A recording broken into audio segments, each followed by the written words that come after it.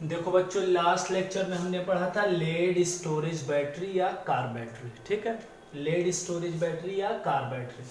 अब आपको इसके बारे में बताया था कि जो लेड स्टोरेज बैटरी है या कार बैटरी है वो रिचार्जेबल बैटरी है, इसको दोबारा आप रिचार्ज कर सकते हो। ठीक, इसमें दो पॉइंट बताते हैं। व्हेन सेल इज ऑपरेशनल, मतलब क्या, जब सेल ऑपरेशन में है, कार्य कर रही है, फंक्शन कर रही है, तो वो बिहेव करेगी इलेक्ट्रोकेमिकल सेल की तरह। बात समझ में आ रही है कि जब सेल ऑपरेशनल है तो बिहेव करेगी इलेक्ट्रोकेमिकल सेल की तरह, जब सेल डेड हो जाएगी तो बिहेव करेगी इलेक्ट्रोलिटिक सेल की तरह। बात समझ में आ रही है।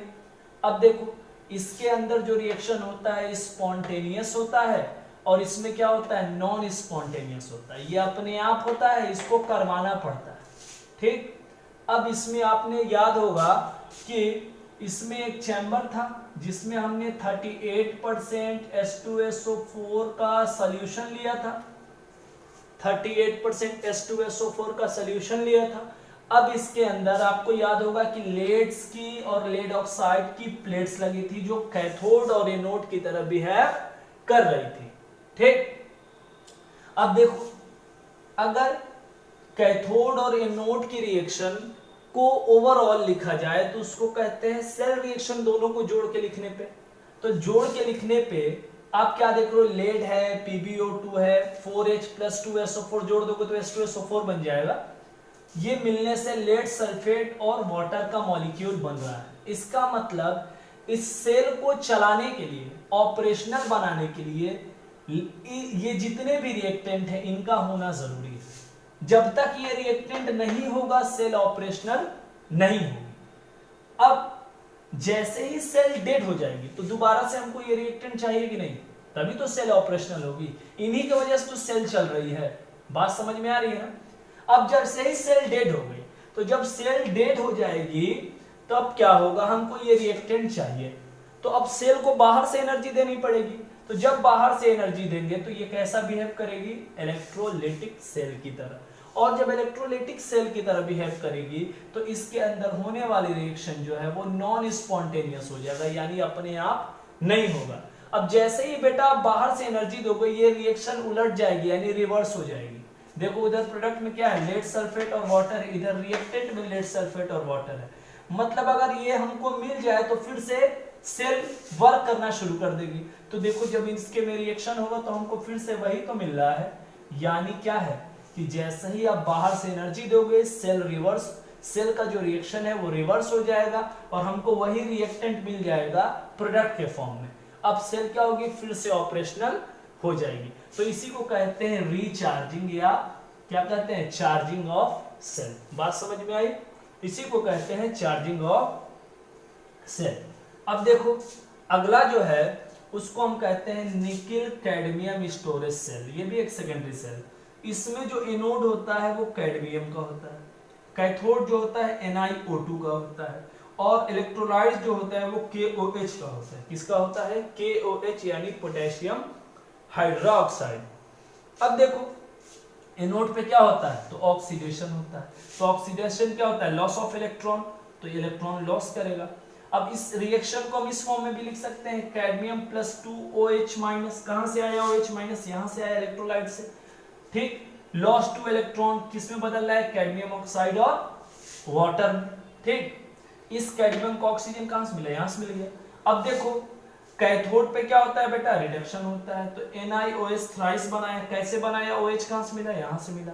अब गेन ऑफ इलेक्ट्रॉन रिडक्शन होता है, NiOH ट्वाइस में बदल गया, मतलब 3 स्टेज से सेकेंड स्टेट में चला गया और OH- बना लिया।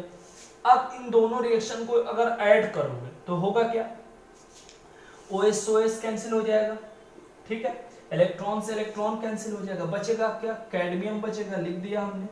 और क्या बचेगा, NiOH थ्राइस बचेगा, लिख दिया हमने। और क्या बचेगा, कैडमियम ऑक्साइड बचेगा, लिख दिया। और क्या बचेगा, NiOH का ट्वाइस बचेगा, लिख दिया। और क्या बचेगा, वाटर बचेगा, लिख दिया। तो ये क्या हो गया, सेल रिएक्शन हो गया या ओवरऑल रिएक्शन हो गया। अब इस ओवरऑल रिएक्शन के अंदर आप क्या देखोगे, किसी भी आयन का फॉर्मेशन नहीं है और ना ही कोई गैसियस प्रोडक्ट है। बात समझ में आ रही? किसी भी आयन का भी फॉर्मेशन नहीं है और ना ही कोई गैसियस प्रोडक्ट है। तो जब आयन का फॉर्मेशन नहीं है, तो मैंने बटन सेल में बताया था कि जब आयन का फॉर्मेशन नहीं है तो सेल की लाइफ क्या हो जाती है, बढ़ जाती है, लॉन्गर हो जाती है, ठीक। और कोई भी गैस का फॉर्मेशन नहीं हो रहा है, इसका मतलब ये है कि किसी तरह का प्रेशर एक्सर्ट नहीं होगा सेल के ऊपर। तो ये क्या था बेटा, हमारा लेड स्टोरेज बैटरी था और निकिल कैडमियम स्टोरेज सेल था, ठीक। अब देखो इसमें मैंने आपको रिचार्जिंग के बारे में बताया, इसमें आपको इसके फंक्शन के बारे में बताया। एनोड क्या होता है, कैडमियम का होता है, कैथोड NiO2 का होता है, इलेक्ट्रोलाइट पोटेशियम हाइड्रोक्साइड का होता है, लॉस ऑफ इलेक्ट्रॉन ऑक्सीडेशन है, गेन ऑफ इलेक्ट्रॉन रिडक्शन है, दोनों को जोड़ दिया, ओवरऑल रिएक्शन आ गया। अब आप देखते हो कि ओवरऑल रिएक्शन में कोई भी आयन नहीं है, इसका मतलब इसकी लाइफ क्या हो जाएगी, ज्यादा हो जाएगी, और किसी भी गैसियस प्रोडक्ट का फॉर्मेशन नहीं हो रहा है। इसका मतलब यह है कि इसमें जब गैस है ही नहीं तो किसी तरह का प्रेशर एक्सर्ट नहीं होगा सेल पे। तो ये एक ब्रीफ इंट्रोडक्शन है। अब अगला जो टॉपिक है वो है फ्यूल सेल। आओ नेक्स्ट टॉपिक है फ्यूल सेल, ठीक है। क्या लिखा है, it is a galvanic cell. पहली बात की क्या है, फ्यूल सेल एक गैल्वेनिक सेल है, ठीक है। इन विच, जिसमें रिएक्टेंट आर कंटिन्यूअसली, रिएक्टेंट को हम कंटिन्यूअसली क्या करते हैं, सप्लाई करते हैं। किस फॉर्म में, in the form of gas, gas के फॉर्म में। कहां से, फ्रॉम कैथोड एंड एनोड। मतलब क्या है कि फ्यूल सेल एक ऐसा सेल है, एक ऐसा गैल्वेनिक सेल है जिसमें हम रिएक्टेंट को क्या करते हैं, लगातार सप्लाई करते हैं गैस के फॉर्म में कैथोड और एनोड से। इसका एग्जांपल क्या है, हाइड्रोजन ऑक्सीजन फ्यूल सेल, ठीक। बात समझ में आई? अब देखो इसके स्ट्रक्चर की बात करते हैं। इसमें दो इलेक्ट्रोड्स होते हैं। कैसे इलेक्ट्रोड होते हैं, पोरस कार्बन इलेक्ट्रोड। पोरस का मतलब स्मॉल होल्स होते हैं, ठीक। पोरस का मतलब होता है स्मॉल होल्स। और ये जो दोनों इलेक्ट्रोड्स होते हैं वो नॉन रिएक्टिव होते हैं। कैसे होते हैं, नॉन रिएक्टिव इलेक्ट्रोड्स होते हैं, ठीक है। अब देखो इसका एनोड जो होता है वो नेगेटिव होता है और कैथोड जो होता है वो पॉजिटिव होता है। यहां पे एक आउटलेट छोड़ देते हैं वाटर के बाहर निकालने के लिए। क्यों, क्योंकि आप देखोगे कि रिएक्शन में वाटर प्रोडक्ट के फॉर्म में बन रहा है। अब देखो यहां से हम हाइड्रोजन के लिए एक आउटलेट छोड़ते हैं जो फ्यूल का काम करता है, और एक आउटलेट छोड़ते हैं ऑक्सीजन के लिए जो ऑक्सीडाइजिंग एजेंट का काम करता है, ठीक है। यहां से मतलब यहां से हाइड्रोजन सप्लाई करते हैं और यहां से ऑक्सीजन सप्लाई करते हैं, ठीक है। इसके अंदर हम एक इलेक्ट्रोलाइट लेते हैं, ठीक है। जैसे आप देख रहे हो KOH, के पॉजिटिव, OH नेगेटिव। अब ये हमारा स्ट्रक्चर हो गया फ्यूल सेल का। अब देखो रिएक्शन दो होती है। एनोड पे क्या होता है, हमने हमेशा पढ़ा है कि एनोड पे क्या होता है, ऑक्सीडेशन, और कैथोड पे रिडक्शन। अब एनोड पे होता है ऑक्सीडेशन, तो ये जो हाइड्रोजन कहां से सप्लाई कर रहे हैं, एनोड से। तो हाइड्रोजन क्या करता है, इलेक्ट्रोलाइट से OH को ले लेता है, और ऑक्सीडेशन क्या होता है, लॉस ऑफ इलेक्ट्रॉन, यहां से वाटर मॉलिक्यूल का फॉर्मेशन करता है, ठीक है।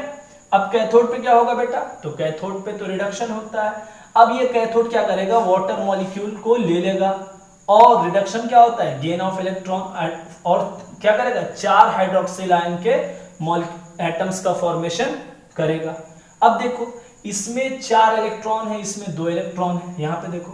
तो अब इसको भी 4 इलेक्ट्रॉन करने के लिए हम क्या करेंगे, 2 से मल्टीप्लाई इसमें कर देंगे। जब 2 से मल्टीप्लाई करेंगे तो ये भी 4 हो जाएगा, तो 4 इलेक्ट्रॉन से 4 इलेक्ट्रॉन कट जाएगा।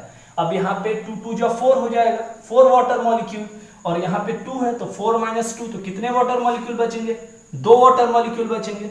अब अगर ओवरऑल सेल रिएक्शन निकालोगे तो क्या क्या बचेगा, हाइड्रोजन बचेगा, ऑक्सीजन बचेगा, ठीक है।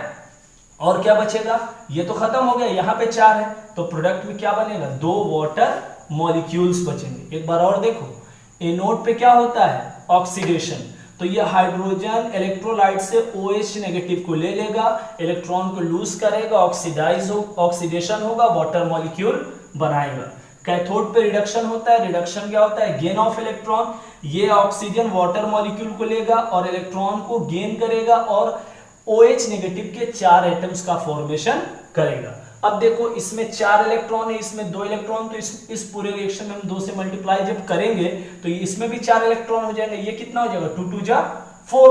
जब ये 2 2 जा 4 हो जाएगा, ये भी 2 2 जा 4 हो जाएगा। अब क्या होगा, देखो ये कट जाएगा, ये कट जाएगा, इलेक्ट्रॉन से इलेक्ट्रॉन कट जाएंगे, यहाँ कितने वाटर मॉलिक्यूल हो गए, 4 मॉलिक्यूल हो गए, और यहाँ कितने हैं, यहाँ 2 है, तो 4 माइनस 2 तो कितना बचेगा, 2 बचेगा। किस साइड बचेगा, प्रोडक्ट के साइड, क्योंकि यही 4 है, यहाँ तो 2 ही है। अब इसको ऐड करोगे तो हाइड्रोजन यहाँ लिख दोगे, ऑक्सीजन लिख दो, और प्रोडक्ट में क्या लिख दोगे, वाटर मॉलिक्यूल लिख दोगे। तो ये क्या है, सेल रिएक्शन है, या कह सकते हो ओवरऑल रिएक्शन है। ठीक है, अब देखो इसके एडवांटेजेस क्या है। हाई एफिशिएंसी, एफिशिएंसी कितनी होती है, 60 to 70%। एफिशिएंसी का मतलब इसकी क्षमता। अब देखो इसको पढ़ते हैं ईटा, ठीक। अब इस इफिशियंसी को कैलकुलेट करने के लिए एक फॉर्मूला है, eta equal to delta G. Delta G होता है gas free energy upon delta H into 100। इससे हम क्या कर सकते हैं, इसकी इफिशियंसी को कैलकुलेट कर सकते हैं। Delta G gas free energy, enthalpy into 100। और क्या इसमें एक और खासियत क्या है, एडवांटेज क्या है, प्रोवाइड्स कंटिन्यूअस एनर्जी। ये क्या करता है, लगातार एनर्जी को प्रोवाइड करता है और पोल्यूशन फ्री होता है। बात समझ में आई, लगातार एनर्जी को प्रोवाइड करता है और पोल्यूशन फ्री होता है। एक बार और समझने की कोशिश करते हैं। फ्यूल सेल एक गैल्वेनिक सेल है जिसमें रिएक्टेंट को बाहर से सप्लाई करते हैं। गैस के फॉर्म में कहां से करते हैं, तो कैथोड से करते हैं और एनोड से करते हैं। एग्जांपल क्या है, हाइड्रोजन ऑक्सीजन फ्यूल सेल। इसका स्ट्रक्चर देखो, इसमें 2 इलेक्ट्रोड्स होते हैं, दोनों क्या होते हैं, पोरस कार्बन इलेक्ट्रोड, जिसमें स्मॉल पोर्स होते हैं। ठीक है, पोर्स का मतलब होता है छोटे छोटे होल्स होते हैं। और ये जो इलेक्ट्रोलाइट्स होते हैं वो नॉन रिएक्टिव होते हैं। ठीक है, एनोड नेगेटिव टर्मिनल है, कैथोड पॉजिटिव टर्मिनल है। यहाँ पे एक आउटलेट छोड़ देते हैं, क्योंकि आप देख रहे हो कि प्रोडक्ट में क्या बन रहा है, वाटर बन रहा है, तो वाटर को बाहर निकालने के लिए यहाँ वाले आउटलेट से हम कंटिन्यूअसली हाइड्रोजन को सप्लाई करते हैं, और यहाँ वाले आउटलेट से ऑक्सीजन को सप्लाई करते हैं। और इसमें हमने इलेक्ट्रोलाइट लिया है। अब देखो, अब एनोड पे ऑक्सीडेशन होता है तो हाइड्रोजन क्या करेगा, इलेक्ट्रोलाइट से OH नेगेटिव को लेगा और इलेक्ट्रॉन को लॉस करके ऑक्सीडेशन शो करेगा। कैथोड क्या करेगा, वाटर मॉलिक्यूल को लेगा और इलेक्ट्रॉन को गेन करके रिडक्शन शो करेगा।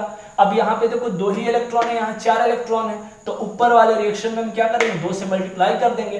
तो अब 2 से मल्टीप्लाई करेंगे तो ये 4 वाटर मॉलिक्यूल, ये 4 इलेक्ट्रॉन, ये 4 OH, ये और ये कैंसिल हो जाएगा, इलेक्ट्रॉन इलेक्ट्रॉन कैंसिल हो जाएगा। 4 में से 2 जाएगा तो कितना बचेगा, 2। तो हम क्या करेंगे, यहाँ 2 बच रहा है तो यहाँ 2 लिख देंगे। अब इस जब जोड़ोगे इसको तो हाइड्रोजन लिख दोगे, ऑक्सीजन लिख दोगे, और ये क्या लिख दोगे, 2H2O। तो ये क्या आ गया, हमारा ओवरऑल रिएक्शन आ गया या सेल रिएक्शन आ गया। अब बात करते हैं एडवांटेज की। तो एडवांटेज क्या है कि इसकी इफिशियंसी 60 to 70% होती है। कैलकुलेट कैसे करते हैं, eta equal to delta G upon delta H into 100। बात समझ में आ रही है, delta G gives free energy, ये क्या है, एंथैल्पी है, ये एंथैल्पी चेंज है। अब देखो दूसरा एडवांटेज क्या है, प्रोवाइड्स कंटिन्यूअस एनर्जी, लगातार एनर्जी प्रोवाइड करता है। दूसरा क्या है कि पोल्यूशन फ्री होता है, कोई भी पोल्यूशन क्रिएट नहीं करता है। तो ये हमारा बेटा है फ्यूल सेल। ठीक, तो ये आपको एक ब्रीफ इंट्रोडक्शन था फ्यूल सेल के बारे में। Now if you have any doubt आप मैसेज करो, कमेंट करो, मैं आपको उसको बताऊंगा। ठीक है, थैंक यू।